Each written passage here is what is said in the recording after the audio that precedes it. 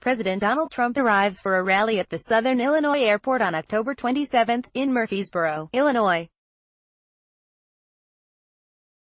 Scott Olson, Getty Images Everyone knows President Donald Trump has a complicated relationship with the truth. But he flat-out lied Saturday evening to justify moving forward with a campaign rally mere hours after 11 people were shot to death in a Pittsburgh synagogue. Trump said that the New York Stock Exchange reopened the day after the Sept. 11, 2001 terrorist attacks, when in reality it took several days for the markets to reopen. With what happened early today, that horrible attack in Pittsburgh, I was saying maybe I should cancel both this and that. And then I said to myself, I remembered Dick Russell, a friend of mine, great guy. He headed up the New York Stock Exchange on September 11th, and the New York Stock Exchange was open the following day, Trump said during a campaign rally in Illinois. He said, and what they had to do to open it you wouldn't believe, we won't even talk to you about it. But he got that exchange open. We can't make these sick, demented, evil people important. After 11 people were killed in Pittsburgh synagogue shooting, Trump says he had to hold a campaign rally tonight because of 9/11. He claims the New York Stock Exchange opened the day after September 11th attacks. It did not. The NYSE was closed from September 11th to September 17th. pic.twitter.com/fnerfgwaub, Keith Boykin, at Keith Boykin, October 27, 2018. That statement didn't come out of the blue.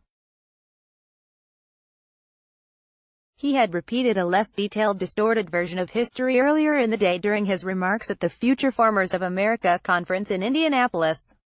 I remember when we had the attack in Manhattan, we opened the stock exchange the next day, Trump said. People were shocked. Trump's version of history sounds pretty incredible. But it just isn't true. Both the New York Stock Exchange and NASDAQ were closed until Monday, September 17, which marked the longest closing of the markets since 1933. The U.S. exchanges were hardly alone as other markets around the world were closed as well.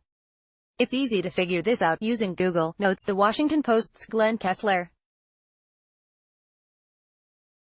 There's even a whole Wikipedia page. It isn't just dates that Trump got wrong in his little tale, but also names. While the president referenced Dick Russell, a friend of mine, the head of the NYSE at the time was actually named Dick Grasso. Dick Russell was a senator from Georgia who defended segregation. Although his story wasn't as detailed, Trump also seemed to suggest something about baseball games after September 11th that simply doesn't line up with what actually happened. Remember the teams, the Yankees, George Steinbrenner, Trump said. He said we have got to play, even if nobody comes, nobody shows up, we have got to play. Although he doesn't actually say it, the implication of Trump's statement is that baseball didn't put its games on pause after the attacks.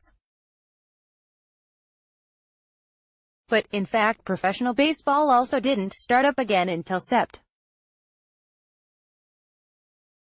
17. Trump, of course, has a history of misremembering events around the September 11th attacks.